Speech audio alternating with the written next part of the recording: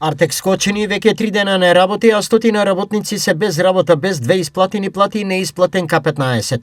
Работници од оваа компанија за телевизија Стар тврдат дека се случило молскавично брзо, а за отказите дознале во вторникот кога дошле на затворена врата. Не лажеа до последен момент дека се е во ред. Газдата ни ветуваше плата пред Великден, но наместо плата добивме отказ.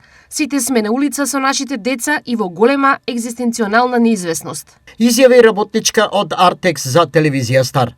Артекс на вработените им должи 2 плати и К15, но крајно неизвестно е дали и кога работниците воопшто ќе ги добијат. Фирмата е под хипотека. На работниците им се обезбедени адвокатски услуги, но им препорачуваме да не подпишуваат ништо.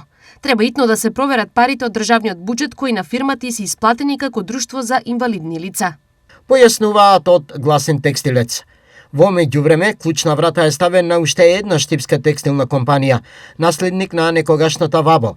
Во други, драстично се намалува бројот на вработени, со што се потврдува новата голема неизвестност и исчезнување на овој сектор. Кои се причините? Постојат 3 главни причини. Првата причина е порасот на платите и губење на конкурентска способност во однос на земјите од далечниот исток, каде сме 3 до 4 пати поскапи од нив. Втората причина е кризата во Европа, не само со војната и претходно и падот на побарувачката за нашите производи. И третата причина е прејакиот денар, фактички кој е дестимулативен не само за текстилното, туку за целиот износ во Македонија. Во моментов текстилниот сектор во Македонија е едва и на половина од некогашните 40.000 вработени и со тенденција е овој број да биде уште помал.